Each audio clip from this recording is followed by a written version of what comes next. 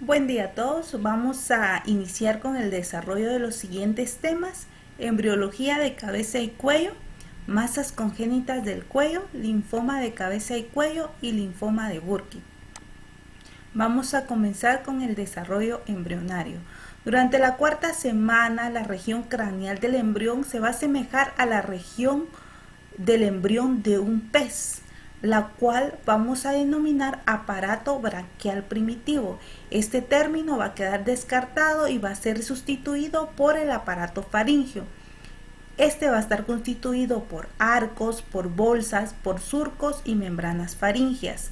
Los arcos faríngeos aparecen en la cuarta y quinta semana y contribuyen en gran medida a las características externas del embrión. Cada arco va a estar compuesto por un tejido mesenquimatoso, un epitelio ectodermo que recubre exteriormente y un epitelio endodérmico que va a recubrir interiormente. Un componente muscular, una arteria, nervios motores y sensitivos y vástagos cartilaginosos. Componentes musculares e inervación. El primer arco va a estar constituido o va a dar origen al músculo de la masticación, al vientre anterior del digástrico, al miloioideo, al músculo del martillo y el músculo tensor del velo del paladar. Estos van a estar inervados por la rama maxilar inferior del nervio trigémino. El segundo arco va a dar origen al músculo del estribo, al estiloioideo, al vientre posterior del digástrico, el auricular y el músculo de la expresión facial.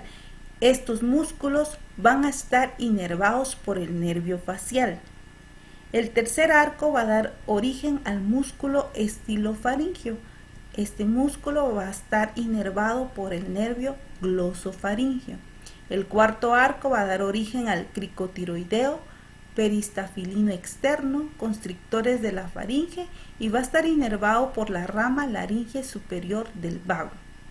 Los cartílagos. El primer arco faríngeo va a estar constituido por una porción dorsal denominado proceso maxilar, la cual va a contribuir a la formación del maxilar, cigomático, temporal y mandibular.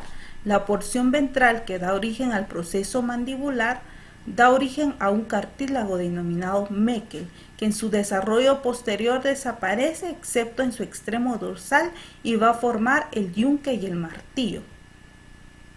El segundo arco faríngeo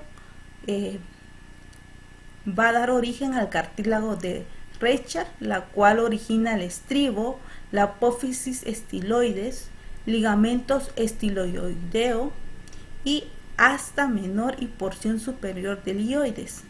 El tercer arco faríngeo va a dar origen a la porción inferior del cuerpo y asta mayor del hioides. Cuarto y sexto arco faríngeo va a dar origen a la tiroides, cricoides, aritenoides, corniculado y cuiniforme. Estos se fusionan y forman el cartílago de la laringe. Las bolsas faríngeas. La primera bolsa faríngea va a estar constituido por un divertículo denominado receso tubotimpánico. Este se va a entrar en contacto con el revestimiento epitelial de la primera hendidura faríngea y la porción distal del divertículo se va a ensanchar para formar la cavidad timpánica o oído medio. El segmento proximal del divertículo va a permanecer estrecho y va a constituir la trompa de Eustaquio. El revestimiento de la cavidad timpánica va a participar en la formación de la membrana timpánica o tímpano. La segunda bolsa faríngea, su revestimiento epitelial va a proliferar y forman yemas que penetran el mesénquima circundante. Las yemas sufren una invasión secundaria de tejido mesodérmico para construir el primorio de las amígdalas palatinas.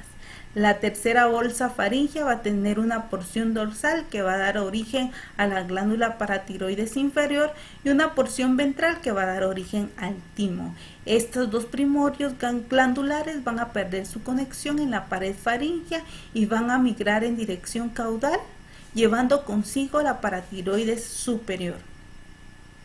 La cuarta bolsa faríngea va a estar constituido por una porción dorsal que va a ser la glándula paratiroides superior, y una porción ventral que va a ser el cuerpo último braquial. Esta también va a migrar en dirección caudal para formar la glándula paratiroides superior. Las hendiduras faringias, se pensaba que el conducto auditivo externo se formaba a partir de la primera hendidura faríngea. Sin embargo, esto queda descartado porque se conoce ahora que el conducto se desarrolla a partir de invaginaciones del ectodermo superficial del primer arco faríngeo. El sobrecrecimiento del segundo arco faríngeo a medida que forma el oído externo hace que la primera hendidura desaparezca. La proliferación activa del tejido mesenquimatoso del segundo arco lo lleva a superponerse al tercer o cuarto arco faríngeo. Por último, se fusionan con el borde epicárdico en la región inferior del cuello. La segunda, tercera y cuarta hendidura pierden contacto con el exterior y las hendiduras van a formar una cavidad cubierta de epitelio ectodérmico denominado seno cervical. La formación de la lengua.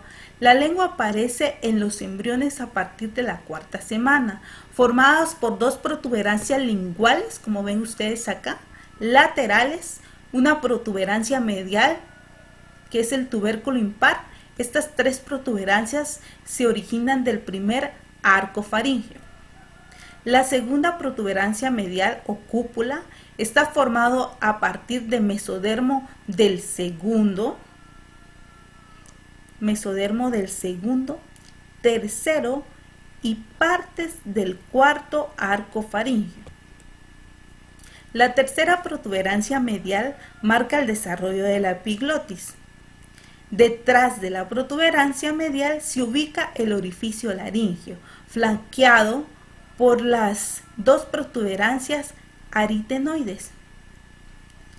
Al crecer las protuberancias van a formar el cuerpo de la lengua, como ven ustedes que se fusionan. Cuando se fusionan, estas van a estar separadas por un surco en forma de V denominado surco terminal. La porción posterior o raíz de la lengua se origina a partir de la segunda, tercera y ciertas porciones de los arcos faríngeos. La epiglotis y los extremos posteriores de la lengua se desarrollan a partir del cuarto arco faríngeo y algunos músculos de la lengua se diferencian in situ, pero la mayoría provienen de los mioblastos que se originan de los somitas occipitales. La glándula tiroides. Esta va a aparecer de una manera de proliferación epitelial en el piso de la faringe, entre el tubérculo impar y la cúpula, en un sitio que después está indicado por el foramen ciego. De manera subsecuente, la tiroides va a descender delante del intestino faríngeo como un divertículo bilobulado. Esta va a migrar conectada a la lengua por medio de un conducto denominado tirogloso, que luego desaparece. Al avanzar el desarrollo, la glándula tiroides desciende por delante del hueso hioides y los cartílagos laringeos al alcanzar su posición final frente a la tráquea en la séptima semana. Se desarrolla un pequeño istmo en la línea media y dos lóbulos laterales. La formación de la cara. Al final de la cuarta semana se forman las prominencias faciales constituidas por mesénquima de la cresta neural y formadas de manera primordial por el primer arco faríngeo. Las prominencias son las frontonasales, que constituyen el borde del estomoideo, las maxilares, que están en porción lateral del estomoideo, y las mandibulares, que están en forma caudal del estomoideo.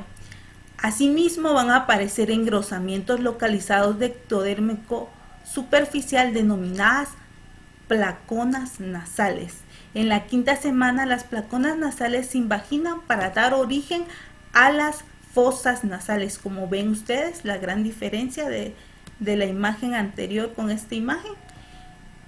Y forman las crestas tisurares alrededor de cada fosa y las prominencias nasales.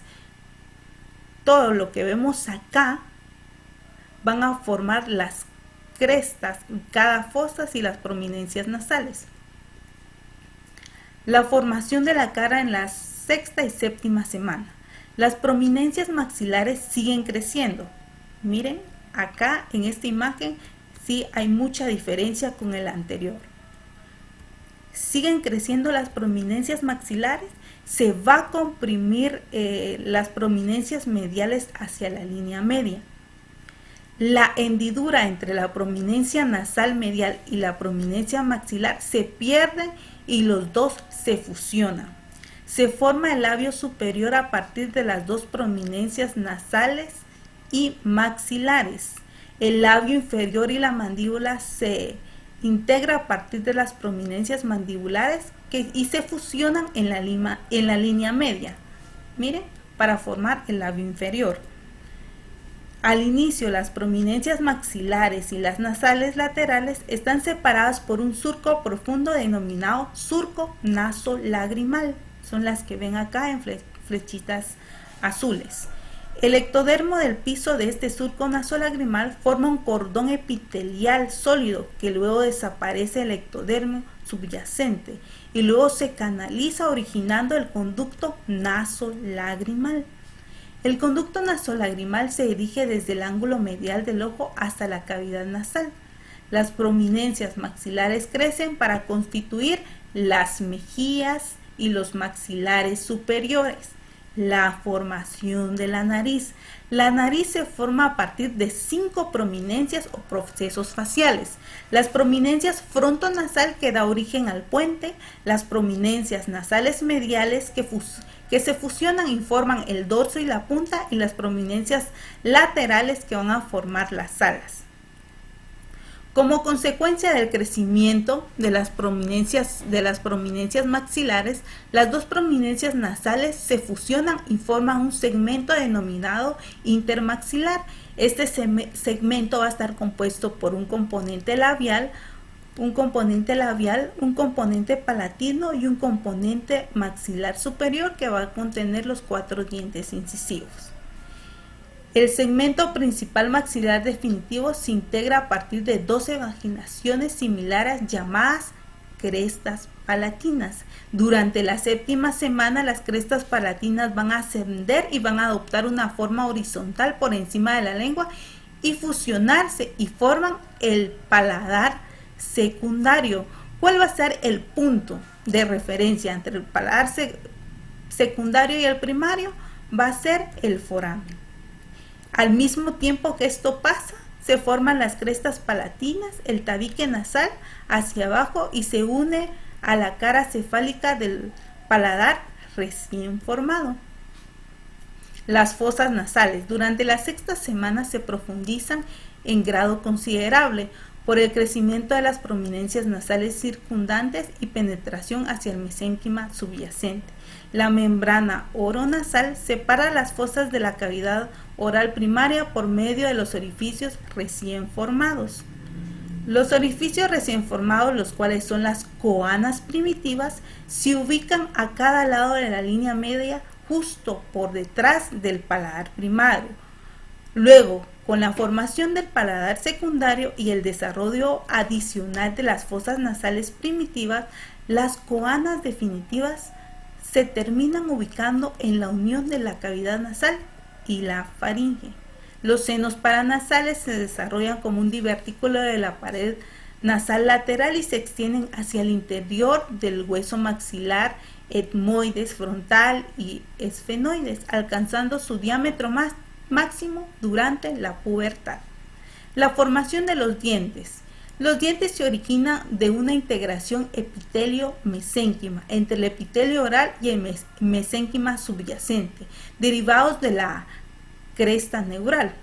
Alrededor de la sexta semana de desarrollo, la capa basal de la cubierta epitelial de la cavidad oral forma una estructura en forma de C, como ustedes pueden ver acá, en forma de C, la cual esta lámina da origen a varias yemas dentales, 10 en el maxilar y 10 en la mandíbula, formando los esbozos de las piezas dentales.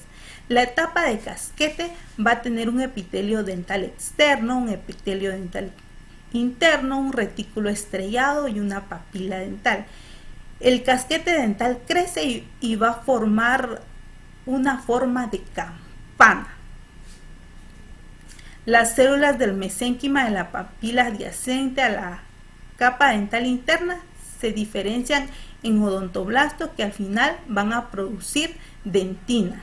La capa de odontoblastos va a persistir durante toda la vida y aporta predentina. Asimismo, vamos a encontrar por encima de la dentina la apófisis dental.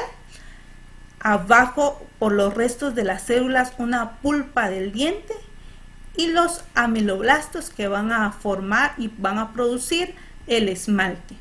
Entonces tenemos acá que la formación de la raíz de los dientes comienza cuando las capas del epitelio dental penetran al mesénquima subyacente y forman la vaina radicular epitelial.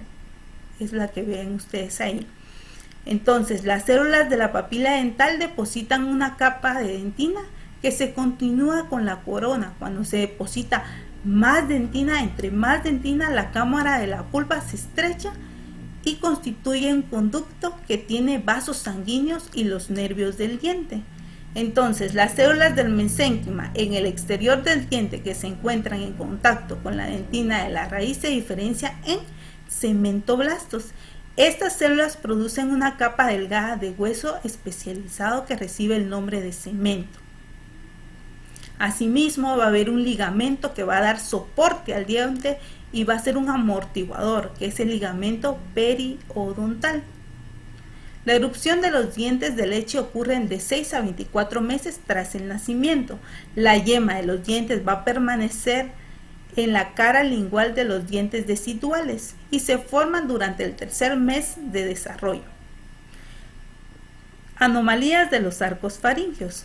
El primer arco faringio vamos a tener una mala formación, entonces nos va a dar un paladar hendido, un labio leporino, un contorno anormal de la oreja, el síndrome bronco-otorrenal, el síndrome bronco-oculofacial. En el segundo arco faringio vamos a tener un quiste braquial, en el tercer arco faringio un quiste tímico, en el cuarto arco faringio vamos a tener un quiste de la paratiroides. Antes de iniciar con los tumores de cabeza y cuello, los linfomas, es necesario recordar dos tips importantes para el diagnóstico. Uno de ellos va a ser la regla de los 7, que nos indica si es un proceso inflamatorio, si la masa persiste durante 7 días. Si es un proceso neoplásico, si la masa persiste por más de 7 meses y si es un proceso congénito, cuando la masa persiste por más de 7 años.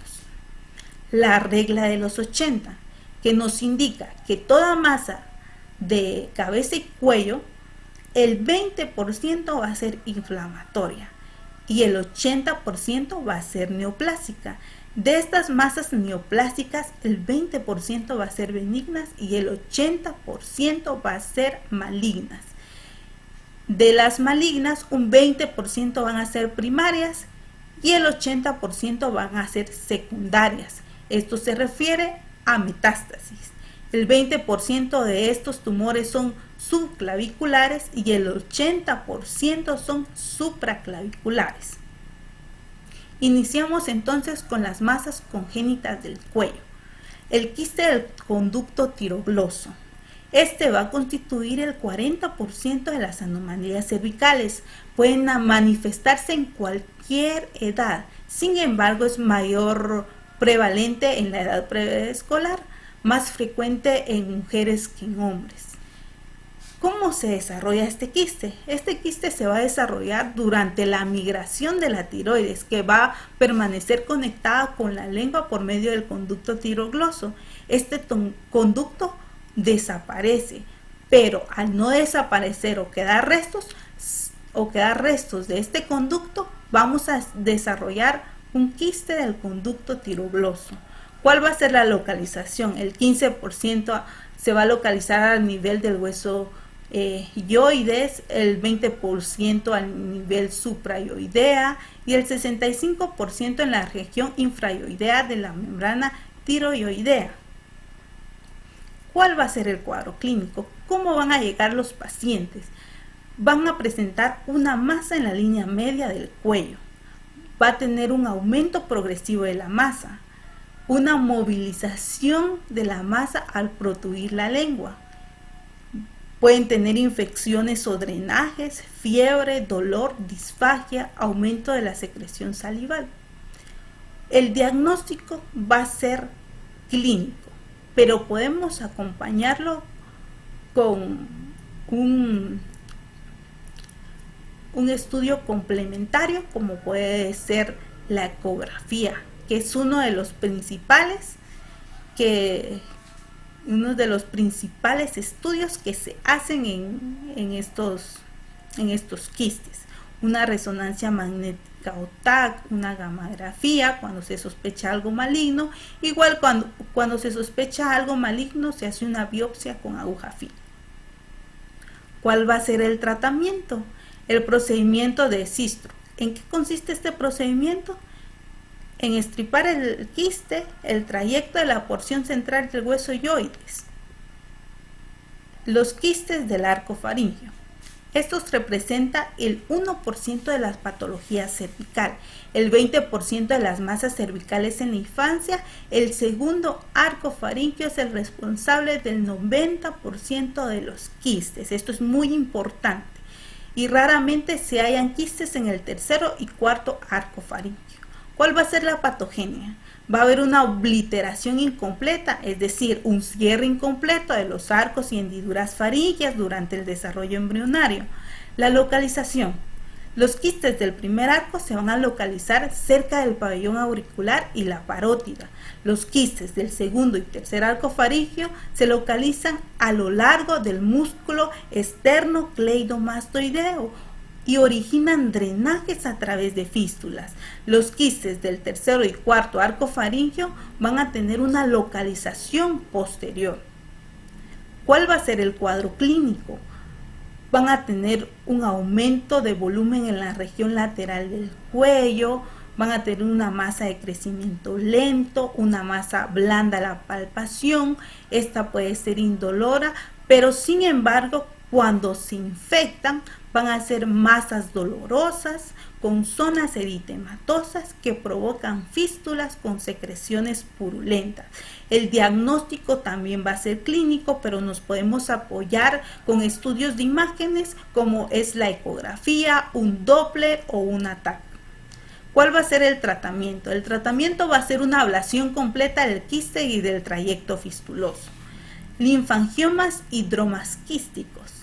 Estos van a representar de 1 a 3 de cada 50.000 neonatos vivos, frecuente tanto en hombres como en mujeres. Se manifiesta al nacimiento en un 50 o 65% y un 80 al 90% antes de los 2 años de edad, y rara vez se encuentran a los 3 años de edad. ¿Qué significa un hidroma? Un hidroma va a ser un tumor líquido. ¿Qué contiene este tumor? Puede ser linfa o puede ser sangre. ¿Cuál va a ser la patogenia? ¿De dónde viene este tumor? Este tumor va a venir de una malformación del sistema linfático, de los sacos linfáticos primarios al final de la 9ª semana. ¿Cuáles van a ser las patologías asociadas a este linfangioma? Síndrome de Turner, trisomía 13, 18 y 23. El tamaño y contenido. Los clasificamos en microquistes cuando su diámetro es menor de 1 centímetro y regularmente estos contienen sangre. Los macroquistes, que son mayores de 1 centímetro, y regularmente estos van a contener linfa. ¿Cuál va a ser su localización? De un 3 al 10% van a estar localizados en el mediastino, de un 20 al 75% a nivel axilar y un 60-70% a nivel del cuello, frecuente en la región cervical posterior. ¿Cuál va a ser el diagnóstico? El diagnóstico se puede hacer de forma prenatal. Puede diagnosticarse con seguridad por ecografía en el segundo trimestre de embarazo. Se pueden hacer algunos estudios químicos como es alfa-fetoproteína, la cual vamos a encontrar disminuida, o una fosfatasa alcalina en suero materno, la cual va a estar aumentada. ¿Cuál va a ser el diagnóstico en una edad postnatal? ¿Una ecografía o una resonancia magnética?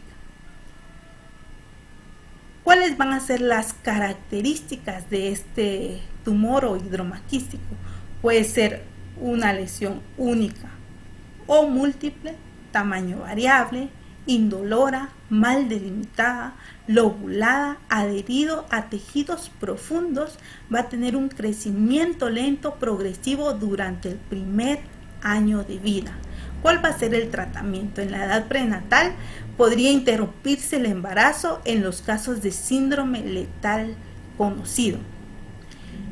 Cuando se encuentra un hidroma gigante en un bebé, lo que debe de hacer el médico es conservar la vía aérea del neonato por medio de la cirugía intraparto ex útero. Después del nacimiento se hace una resección quirúrgica. Como ven ustedes ahí, hay una incisión, se quita el tejido, vamos resecando el tejido adiposo, se va viendo el tumor. Debemos de tener cuidado con las venas, las arterias y los nervios. Se reseca el tumor y luego se cierra la herida.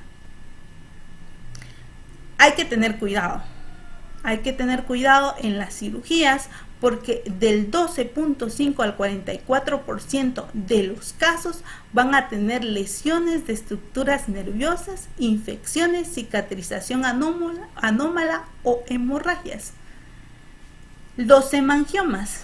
Los hemangiomas van a ser neoplasias compuestas de endotelio vascular hiperplásico y proliferativo.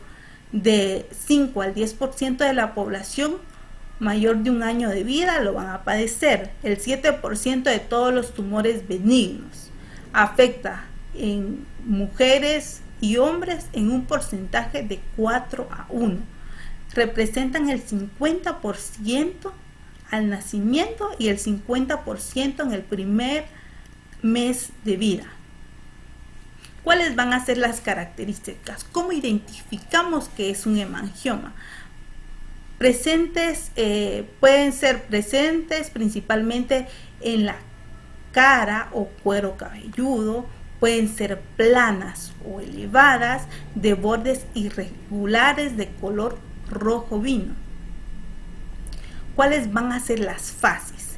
Vamos a tener 3 fases principales.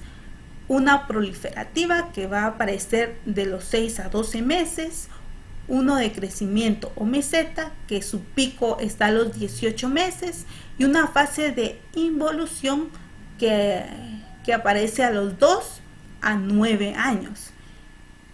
Esta es de etiología desconocida. ¿Cuál va a ser el diagnóstico en estos pacientitos? Va a ser clínico de un 80-90%, pero es necesario el apoyo de imágenes como un Doppler, un TAC, una resonancia magnética.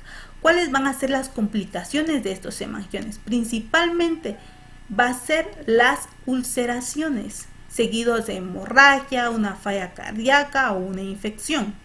¿Cuál va a ser el tratamiento? El tratamiento va a depender del tipo de lesión, la ubicación, la velocidad de crecimiento y la edad. Algunos tratamientos pueden ser corticoides sistémicos, interferón alfa 2, láser pulsado y cirugía de hemangiomas de párpados que no responden a corticoides. Quiste dermoide. El quiste dermoide es un teratoma quístico. Forma una tumefacción en el cuello, va a estar situado en la región suprayoidea, por encima o por debajo del músculo miloideo del suelo de la boca. ¿Cuál va a ser su origen? De una oclusión de restos epiteliales en la línea media al momento del cierre del primero y segundo arco faríngeo durante la 5ª semana de gestación. Estos se van a dividir en quistes sublinguales cuando van a estar por encima del músculo miloideo y quistes genioioideos cuando van a estar por debajo del músculo miloideo. ¿Cuál va a ser la clínica? Estos van a presentar una masa palpable, no va a ser dolorosa, no se mueve con la protrusión de la lengua. El tratamiento, exeresis quirúrgica con integridad capsular. Pasamos a los linfomas de cabeza y cuello. Los linfomas generalmente van a ser neoplasias malignas, van a tener proliferación de células del sistema linfoide como son células B, células T, células NK, van a tener una localización nodales, extranodales y de Malt. Los tipos de linfomas son de Hodgkin y no Hodgkin, va a haber mayor incidencia en hombres y el 75% de los linfomas de cabeza y cuello van a ser nodales. ¿Cuáles van a ser los factores de riesgo? Trastornos autoinmunes, productos tóxicos al estar expuestos, antecedentes de radioterapia e infecciones y principalmente VIH.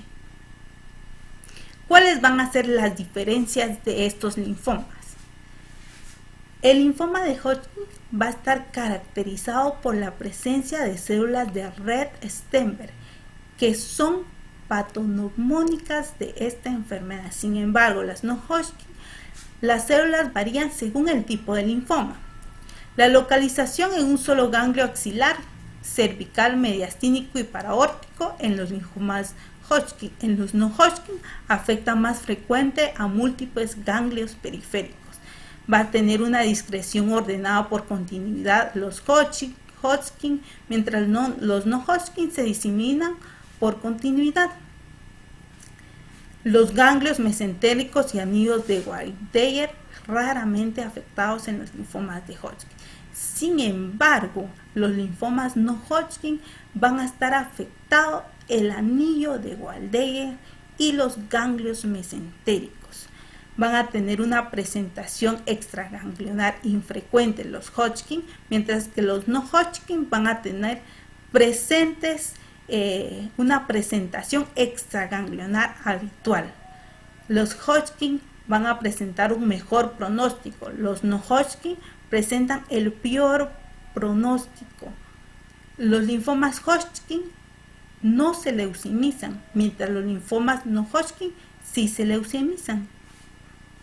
Los linfomas no Hodgkin, más del 50% de los linfomas de cabeza y cuello extraganglionares ocurren en el anillo de Waldeyer.